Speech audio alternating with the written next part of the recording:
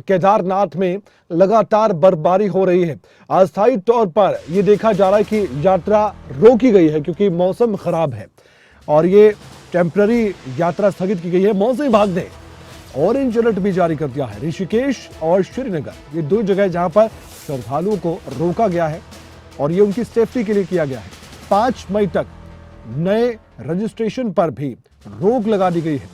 Police महानिदेशक अशोक कुमार की appeal भी है लोगों से, श्रद्धालुओं से, केदारनाथ की ओर सफर ना करें। फिलहाल जो जिस पड़ाव में है वहीं पर रुक जाए, ये आपकी सेफ्टी के लिए है। केदारनाथ की तरफ अभी बिल्कुल भी श्रद्धालु ना जाए, ये उत्तराखंड के डीजीपी की ओर से अपील की गई है।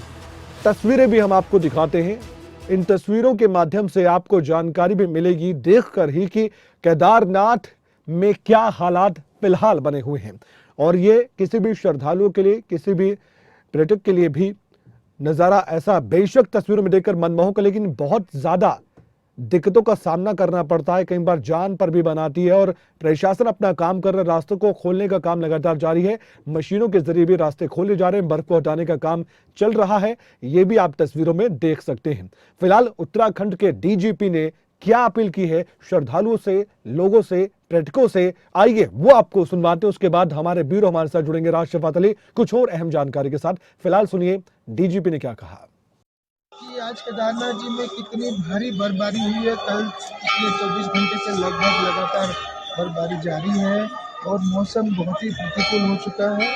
हमने आज यात्रा को पूरी तरह से रोक दिया है। ऋषिकेश से, श्रीनगर से, फाटा से, गौरीकुंड से, और जो यात्री कल आए थे वो भी अधिकांश कल निकाल दिए थे। कुछ लोग बचे थे 500-700, वो आज सुबह प्रस्थान कर रहे हैं वापस। और यहाँ मौसम को देखते हुए ऐसी कंडीशन नहीं है कि यहाँ पे तीर्थयात्री रुक पाए।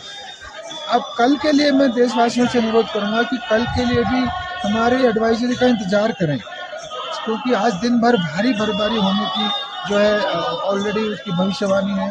ऐसे में जो है कल के लिए भी यात्रा शुरू करने से पहले हमारे यहाँ की एडवाइजरी का इंतज़ार करें कि ऋषिकेश से ऊपर आना है या नहीं आना है। हम आज शाम तक आपको एडवाइजरी जरूर दें।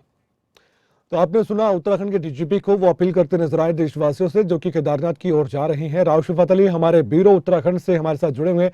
राष्ट्रपति, अपील लगातार सरकार की ओर से और पुलिस की ओर से भी की जा रही है। अभी हम आपसे जानना चाहेंगे, मौसम अचानक खराब हो गया है, लेकिन कुछ श्रद्धालु ऐसे भी होंगे जो चाहते होंगे केदारनाथ की यात्रा अभी भी करे ताकि उनके समय भी बचे। कई बार होता है कि एक प्लानिंग करके पर्यटक भी आते हैं कि उन्हें केदारनाथ जाना है, श्रद्धालु भी आते हैं। तो ऐसे में इस अपील को बहुत सीरियसली लेना चाहिए क्योंकि मौसम खराब होता है, रास्ते बंद हो जाते हैं, काफी दिक्कतें परेशानी होती है। कई बार हमने देखा कि बर्फबारी जहां पर ज्यादा होती है वहां तो कई बार जान पर भी बनाती है।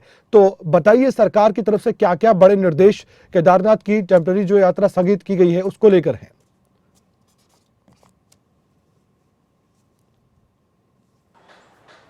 देखिए, यात्रियों की, श्रद्धालुओं की सुरक्षा के लिए एहतियात के तौर पर, सुरक्षा के तौर पर अस्थायी तौर पर आज केदारधाम की यात्रा रोकी गई है। अलग अलग पड़ाव आते हैं। देखिए, केदारधाम की यात्रा में या चारधाम की यात्रा में सबसे पहला ऋषिकेश, श्रीनगर, उसके बाद अगर केदारधाम जा रहे हैं तो फाटा और गुप्तकाशी जी। तो ये वो क्षेत्र हैं जहां पर अस्थायी तौर पर जो श्रद्धालु हैं उनको रोका गया है और सुरक्षा के लिहाज से रोका गया है क्योंकि पिछले 72 घंटे, पिछले 3 दिन से उत्तराखंड में हर एक इलाके में, वो चाहे मैदानी क्षेत्र हो, वो चाहे पर्वतीय क्षेत्र हो, लगातार बारिश हो रही है। और बारिश के साथ साथ जो केदारधाम है या बद्रीनाथ धाम है, गंगोत्री, यमुनोत्री है, यहाँ पर भारी बर्फबारी है।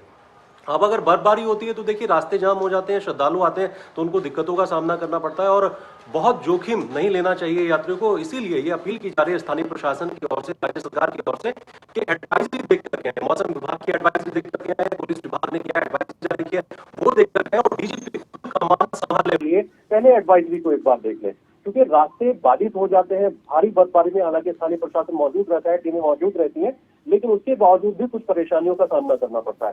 और क्योंकि एक पैदल रास्ता तय करना पड़ता है या फिर चौपर से जाना पड़ता है तो बहुत जोखिम हो जाता है उन रास्तों में। कुछ इलाके तो ऐसे हैं जहां पर शेल्टर बनाए हुए हैं, टेंट लगे हैं या फिर होटल थे, लेकिन कुछ इलाके ऐसे पड़ते हैं कमल केदारधाम के रास्ते में कि जहां इस तरह की सुविधाएं बहुत कम है। तो इसीलिए ये अपील की जा रही है कि मौसम की एडवाइजरी और पुलिस की एडवाइजरी एक बार देख लें। तो अस्थायी तौर पर आज के लिए यात्रा रोकी गई और जैसे ही मौसम ठीक होगा रास्ते साफ होंगे, बर्फबारी बंद होगी, जी जी तो यात्रा को शुरू कर दिया राव शफकत, एक सवाल और है। अभी जो लोग हमें देख पा रहे हैं, श्रद्धालु देख पा रहे हैं, अगर वो केदारनाथ आना चाहते हैं फिलहाल, उनके लिए क्या निर्देश है? रजिस्ट्रेशन क्या हम माने कि आने वाले वक्त में, जैसे कि जानकारी दी गई थी, अभी टेम्पररी उसको भी रोक दिया जाएगा, फिर से शुरू किया जाएगा, कब तक ये यात्रा हो सकती है? एक बार अपनी जुबानी फिर से आप दोहरा दे तो। दिक्कत नहीं है, तो साइट खुली हुई है रजिस्ट्रेशन की, उसमें कोई प्रॉब्लम नहीं है। लेकिन जो लोग रजिस्ट्रेशन करके उत्तराखंड में आ चुके हैं, अलग अलग पड़ाव पर हैं, उनको भी रोका गया है। जी। रजिस्ट्रेशन का तो स्लॉट होता है, जब रजिस्ट्रेशन होता है, रजिस्ट्रेशन खुलता है, तो स्लॉट के हिसाब से ही यात्री यहाँ पर ओके, आते हैं। ओके। हालांकि एक मामूली सा पंजीकरण है, सिर्फ जानकारी के लिए। हालांकि जो श्रद्धालु उत्तराखंड में आएंगे वो यहाँ भी रजिस्ट्रेशन करा सकते हैं, ऑफलाइन रजिस्ट्रेशन हो सकता है, ऑनलाइन भी हो सकता है। लेकिन ऑनलाइन रजिस्ट्रेशन करा करके आए तो उससे सुविधा होती है। दूसरा ये कि मौसम जब ठीक होगा तो यात्रियों को यात्रा करने में, दर्शन करने में सुविधा होगी। और राज्य सरकार का लक्ष्य है, देखिए, सुगम यात्रा हो, सरल यात्रा हो, जी। कोई दुविधा ना हो, किसी तरह की कोई परेशानी ना हो। तो इसी पर राज्य सरकार काम भी कर रही है, जो स्थानीय प्रशासन है वो काम कर रहा है, और यात्रियों की सुरक्षा के लिए एहतियात के तौर पर इस तरह के कदम उठाए जाते हैं। अभी इसको उम्मीद नहीं थी, देखिए कमल, की बहुत ज्यादा बर्फबारी हो जाएगी केदारनाथ में या बद्रीनाथ धाम में, गंगोत्री, यमुनोत्री में, क्योंकि इस महीने में अमूमन देखा जाता है कि इतनी बर्फबारी नहीं होती है। बर्फबारी पहले हो जाती है, रास्ते साफ कर दिया जाता है। लेकिन अगर रास्ते ब्लॉक हो जाए, रास्ते बाधित हो जाए, तो आप अंदाजा लगा सकते हैं कि बहुत बड़ी संख्या में, लाखों की संख्या में उत्तराखंड में श्रद्धालु पहुंचते हैं, और एक बहुत बड़ी दिक्कतों का सामना उन श्रद्धालुओं को करना पड़ सकता है। बहरहाल हर तरीके से स्थानीय प्रशासन तैयार है, राज्य सरकार तैयार है, और पुलिस चप्पे चप्पे पर मौजूद है, यात्रियों की मदद कर रही है, एसडीआरएफ की टीमें भी लगी हुई है। धन्यवाद, आपने जानकारी दी इस खबर पर भी, और आपने विस्तार से बताया भी कि जो नए आयाम स्थापित तो हो रहे हैं सरकार की ओर से कि उन्होंने सुविधा दी है, लेकिन कई बार मौसम भारी पड़ जाता है तो टेम्पररी, अस्थायी तौर पर यात्रा को रोकना पड़ता है, और श्रद्धालु की सेफ्टी के लिए, सुरक्षा के लिए सब कुछ किया जाता है।